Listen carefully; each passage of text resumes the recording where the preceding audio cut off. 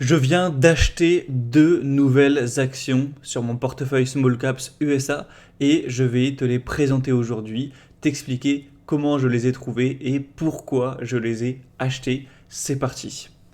Donc déjà, comment je les ai trouvées? Simplement avec le screener Guru Focus, comme je t'en avais parlé lorsque j'ai acheté Lululemon. Donc c'est pas compliqué, j'ai mis un return on equity de minimum 10%. Après j'ai bougé un petit peu, mais voilà, on va dire un minimum de 10%, même un peu plus. J'ai mis un ROIC à minimum 8%. Voilà, juste pour filtrer et dégager toutes les entreprises qui ne sont pas spécialement rentables car ça ne m'intéresse pas.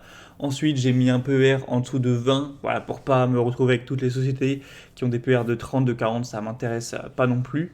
Ensuite, j'ai mis simplement une marge nette minimum à 4% pour avoir aussi une bonne profitabilité et une dette raisonnable, voilà, avec un dette sur capitaux propres. Je crois que c'est ici, voilà, en dessous de 2. Et il me semble que c'est tout, hein. J'ai juste rajouté un peu de croissance, voilà, une croissance où j'ai mis voilà, sur les 1, 3 et 5 dernières années, il me semble, minimum, je crois que j'ai mis 8% par an de croissance, donc voilà, pour avoir pas une société qui est sur un plancher ou qui même se casse la gueule. C'est tout ce que j'ai mis, donc ça n'a pas été très compliqué. Je me suis retrouvé à la fin avec une vingtaine de sociétés, il me semble, donc je suis tout allé les voir, voilà, leur résumé pour voir déjà si ça m'intéressait au niveau de l'activité. Et simplement, il y en avait 2 qui sont sortis où le secteur me paraît un minimum, où voilà, ça m'intéressait d'aller voir plus loin. Et du coup, je suis allé voir les 2 plus en profondeur. Et pour les 2, j'ai décidé d'acheter simplement. Donc je vais te les présenter tout de suite. Et on va commencer avec la première, qui est la société Five Below. Et juste avant de continuer la vidéo, sache que tu peux cliquer sur le premier lien en description pour recevoir ma formation gratuite Construire un portefeuille pour battre le marché. Donc c'est gratuit, hein, c'est un email tous les jours pendant une semaine avec mes meilleurs conseils. Et en plus, tu seras automatiquement ajouté à ma liste de contacts pour la newsletter. Car depuis quelques temps, je commence à écrire la newsletter. Donc tous les emails nouveaux, frais que j'écris dans la semaine, tu les recevras en plus lorsqu'ils seront envoyés tout simplement. Donc c'est gratuit, clique sur le premier lien en description, sinon tu vas rater tous ces emails et ne plus jamais pouvoir y accéder. Donc Five Below, c'est une société qui est portée plus sur le marché des adolescents, voire des enfants simplement, qui a des magasins physiques à travers les États-Unis et qui vendent principalement tout un tas de choses. Hein. Là pour le coup c'est très diversifié, mais en dessous de 5 dollars. C'est pour ça qu'on parle de Five Below. Voilà, c'est le concept, c'est plein de petits objets voilà, un petit peu cheap en dessous de 5 dollars. Majoritairement, après, ils ont aussi une section Five Beyond où il y a des objets en dessous de 25 dollars. Mais du coup, tu vois que ça peut être tout et n'importe quoi. Des petits t-shirts, des petites décorations pour Halloween, des petits trucs Harry Potter, des bonbons, voilà, des petits jouets, etc. Donc bon, c'est vraiment assez simple hein, comme business, hein. Ils en ouvrent beaucoup. Je crois que là pour 2024, ils ont prévu d'ouvrir environ 200 nouveaux magasins. Donc tu vois, c'est assez énorme, ça se développe. On a une bonne croissance sur les dernières années. Ça, on va en parler un peu après. Donc voilà, pour le business, c'est assez simple, hein. Voilà, ils vendent plein de petits trucs. Moi, à la base, quand j'ai vu ce business, je me suis dit, bon, ok, très bien, mais ça doit être le truc avec une marge à 1 ou 2%, parce que en vendant des petits produits à moins de 5 dollars, ça ne doit pas être fameux, etc. Donc je suis allé voir directement les ratios, hein, histoire de me faire une idée. Donc je suis allé voir les ratios. Je me suis dit, bon, PR de 15, c'est quand même un peu cher, mais bon, s'il y a une bonne croissance, que c'est très qualitatif, je peux accepter de payer ce prix-là. Ensuite, voilà, bon, prix sur cash flow, c'est pas du tout positif, hein. Ils ont très peu de cash disponible et voilà, la trésorerie n'est pas très élevée par rapport au prix. Donc ça aussi, je me suis dit, bon, c'est assez cher, etc. Price to book à 2,8 aussi, c'est quand même assez cher. Donc voilà, c'est clairement pas une entreprise, une société qui est ultra value, là plutôt ce sera vraiment plutôt quality ou en tout cas un mélange des deux. Ensuite, la marge, et là je me suis dit, wow, quand même, 8% de marge nette, c'est tout à fait confortable, hein, c'est vraiment pas dégueu. Depuis 5 ans, 8,2%. Je me suis dit, en fait, la marge ne sera pas un problème pour cette société. Ensuite, elle est hyper rentable, presque 20% de return on equity. Le return on investment est presque à 10%, donc ça va, hein, ça pourrait être mieux, mais c'est quand même correct. Ensuite, bon, ils n'ont pas une très bonne liquidité, ça c'est un point négatif.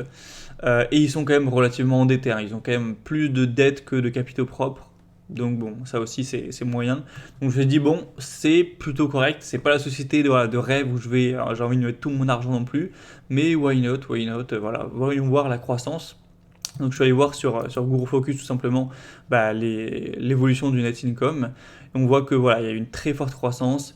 Donc en 2021, ils ont fait 120 millions. Ensuite, 279 millions l'année qui a suivi. Après, je pense qu'il y a eu un effet par rapport au Covid où ils ont pu réouvrir des magasins ou autres. Ensuite, 262 millions. Donc là, clairement, on a eu une petite rechute.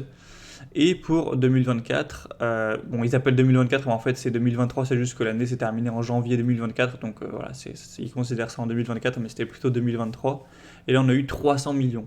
Donc tu vois qu'il y a une très bonne croissance, hein. Donc si on remonte un peu plus loin, on voit que quand même, entre par exemple 2019, donc qui était plutôt dans l'année 2018, ils ont fait 150 millions. Et du coup, voilà quoi, 5 ans après à peu près, ils font le double. Donc il y a une très forte croissance, c'est vraiment très intéressant.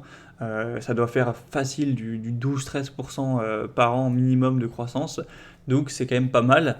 Après, effectivement, ça a l'air de un petit peu ralentir, hein, sinon on n'aurait pas eu une société à ce prix-là. Donc on voit pour les derniers quarters. Pour l'année 2023, même s'il y a écrit 2024, hein, ils ont fait donc 202 millions. Après, l'année dernière, ils avaient fait 171, avant 140. Et on voit que par exemple pour le du coup deuxième trimestre, c'était 33, ensuite 37, et cette année 31. Donc tu vois qu'il y a là il y a eu une baisse d'activité par rapport au premier trimestre. Donc l'entreprise est en train de beaucoup moins croître, voire en tout cas si on prend juste trimestre décroître. C'est pour ça qu'elle a complètement chuté. Je vais te mettre le cours ici, hein, mais depuis 6 mois, elle a pris quasiment un moins 60. Donc effectivement, voilà, c'est pour ça qu'elle a pu être entre guillemets intéressante. Elle s'est complètement cassée la gueule. Mais moi, voilà, je vois ça, je me dis, bon, certes, elle n'a pas eu une croissance de fou ces derniers temps, donc ce qui justifie une très forte baisse. Est-ce que ça valait le coup, enfin, est-ce que ça valait une baisse de 60%? Peut-être quand même pas, c'est peut-être quand même abusé. Donc moi je me suis positionné en mode, je comprends que ça ait baissé, mais peut-être pas voilà, 60% même plus au pic. C'est quand même abusé. Donc je trouve que ça peut être relativement intéressant. Donc j'ai fait une petite position, pas énorme, je te montrerai ça après. Mais du coup voilà, je me suis dit, ils ouvrent, ils l'ont indiqué là dans le rapport du trimestre, ils ouvrent je crois 230 nouveaux magasins sur l'année. Même si cette année ils vont faire moins de chiffres que l'année dernière, et voilà, une croissance qui est un peu plus faible, etc., voire nulle pour cette année, je pense que dans 1 an, 2 ans, 3 ans, 4 ans, 5 ans, il y a moyen qu'ils continuent à croître sur une bonne base. Voilà, imaginons ne serait-ce que 10% par an, même plus, hein. Donc je pense que voilà, c'est plutôt solide. Après, je peux tout à fait me tromper, peut-être que finalement ça va se casser la gueule, mais c'est un risque que je suis prêt à prendre en vue des chiffres, ça me paraît plutôt intéressant. Voilà, c'est toujours une sorte de pari, hein. On peut pas prévoir l'avenir par rapport à la croissance. Et du coup, Guru Focus évalue l'entreprise à 220 dollars, ce qui est énorme. Et effectivement, moi je suis pas vraiment en accord avec. Je prendrais une marge plus sécuritaire, mais du coup actuellement elle est à 82 dollars, donc ça fait potentiellement, selon Guru Focus en tout cas, hein, presque x3, hein, ce serait un peu exagéré, mais presque x3, donc c'est assez énorme. Et si on prend un autre site d'analyse financière, Morningstar, eux ils l'évaluent à 151, donc là ça reste plus sur un x2, mais ça reste quand même assez intéressant. Voilà, les deux la considèrent vraiment sous-évaluée, ou en tout cas avec une baisse qui a été très exagérée. Donc c'est pour ça que je me suis positionné. Je trouve que c'est tout à fait possible que la baisse ait été exagérée. Donc j'ai fait une petite position tout simplement sur Five Below, en me disant que voilà, il y a moyen que la croissance continue sur les années qui arrivent. Dans ce cas-là, peut-être que la baisse sera considérée abusée. Ça remontera pas au niveau d'avant, hein, sûrement, mais au moins à 100 dollars, même plus. Et dans ce cas-là, ça fera quand même une plus-value intéressante pour mon point d'entrée. Donc voilà, c'est le pari que j'ai pris tout simplement, même si j'ai pas mis beaucoup d'argent, je vais te le montrer ici.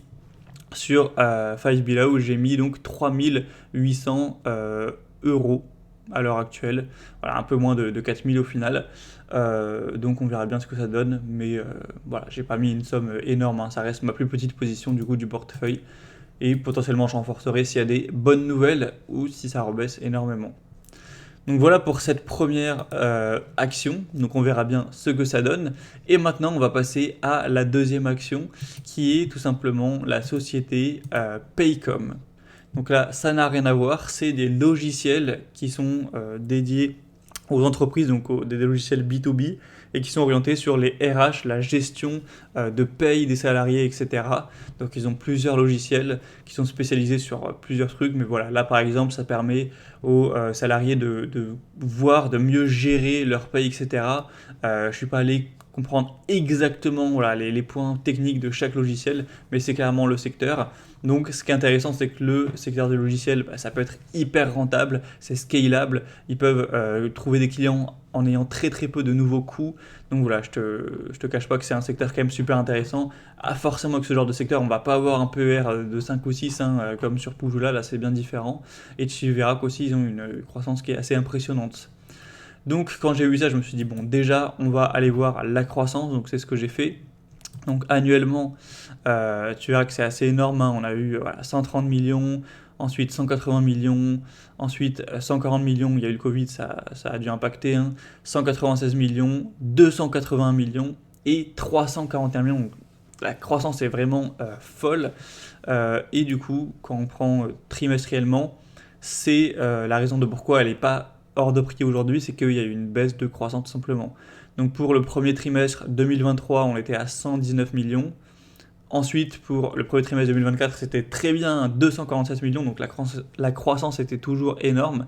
Sauf que quand on prend le deuxième trimestre, on était donc à 65 millions. Et là, on est à 68 millions, donc il y a toujours de la croissance, hein, on passe de 65 à 68, donc ça fait peut-être 4 ou 4 ou 5, 4,5 peut-être de croissance, donc bon, ça reste ça, mais effectivement, c'est beaucoup, beaucoup moins élevé que ce qu'on pouvait retrouver avant.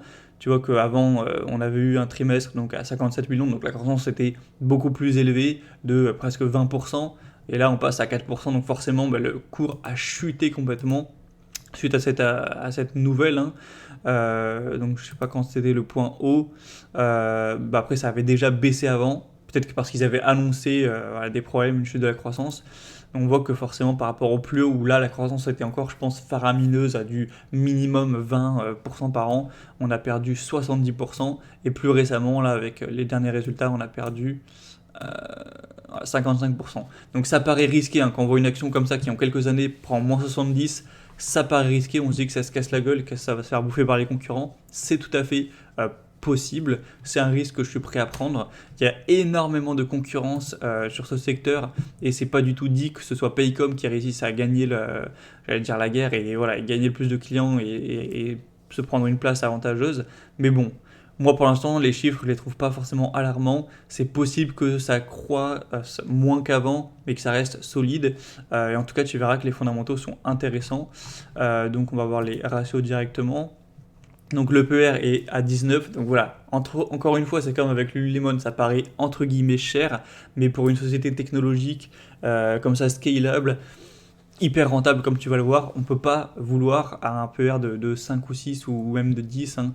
En tout cas aux États-Unis actuellement le marché est cher, donc on n'en retrouve pas. J'aurais bien aimé en trouver, mais j'en ai pas trouvé clairement, donc il n'y a que des PER de 15, de presque 20. J'ai pas trouvé de société hyper intéressante avec des PER en dessous de 10 malheureusement. Donc le prix sur cash flow est très très élevé aussi, le price to book, n'en parlons pas, bon là c'est une société technologique donc on va pas s'attendre à avoir un price to book de 1 non plus. La marge nette est à 26% pour les 12 derniers mois, sinon 20%, donc ça c'est énorme, c'est excellent. Ensuite le return on equity 33% et 30% à peu près sur les 5 dernières années, donc hyper rentable. Pour le return on investment, c'est la même chose, 31% et 26-27%, donc hyper rentable sur les investissements également. On a zéro dette, voilà, donc ça, voilà, je le lâche comme ça, c'est toujours bien, zéro dette sur la société, donc pas de risque par rapport à ça. Bon, assez peu de liquidité par contre. Et sinon, ils ont un mini dividende, bon voilà, ils versent même pas 20% des bénéfices, ce qui fait un dividende de un peu moins d'1%, mais bon, ça c'est assez négligeable. Et du coup, tu vois que c'est quand même très solide, hyper rentable, zéro dette et hyper profitable. Donc sur ces chiffres-là, je suis potentiellement prêt à payer un PER de 19 si on a une croissance qui est relativement solide. Donc forcément là récemment on a eu une baisse de la croissance, mais toujours une croissance. Et puis quand ils annoncent les résultats prochains, ils pensent quand même continuer sur une croissance moins élevée qu'avant, mais une croissance toujours. Donc même si ça passe à, au lieu de, je sais pas combien c'était avant, mais ça devait être à... Ah, c'était quoi? Là ça a fait 30% de plus de chiffre d'affaires. Là ça a dû faire au moins 25% de plus. Même si c'est plus une croissance de 25% par an, mais que c'est plus qu'à 20 ou 15, moi ça me va, je trouve ça quand même solide. Donc pour ce prix-là, je suis prêt à acheter. Donc au niveau des sites d'analyse, on voit que GoFocus évalue la société à 430 $. Encore une fois, je trouve ça exagéré. Je suis d'accord que ça vaut peut-être plus que 160, mais pas 400 non plus. Peut-être ça devrait valoir, je sais pas, 200, 250 éventuellement, mais je pense pas non plus 400. Morningstar est un peu plus avisé là pour le coup, je trouve, avec une valeur estimée à 200 $.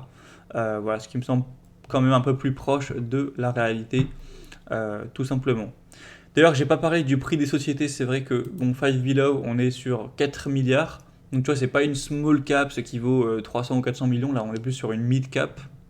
Et pour Paycom, c'est une mid cap aussi, qui est d'ailleurs presque une mid cap en dessous de 10 milliards. Donc voilà, pour information, les deux sont des mid cap. Ce qui rentre aussi, moi, dans mon horizon de portefeuille. Ça me va d'avoir des mid cap aussi, sachant que j'ai beaucoup de small caps quand même, tout simplement. Donc voilà pour les chiffres, pour leur vision. Donc là par exemple ils annoncent leur vision pour les résultats du quatrième trimestre. Donc ils attendent de faire un chiffre d'affaires qui serait de 450 millions.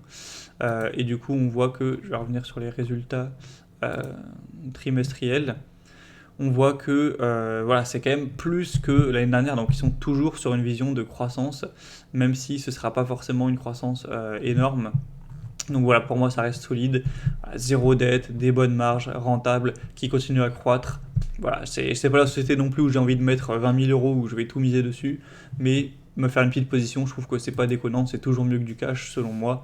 Donc c'est pour ça que j'ai fait une position, donc je te l'affiche ici, à aussi également un tout petit peu moins de 4 000 €, voilà, 3 944.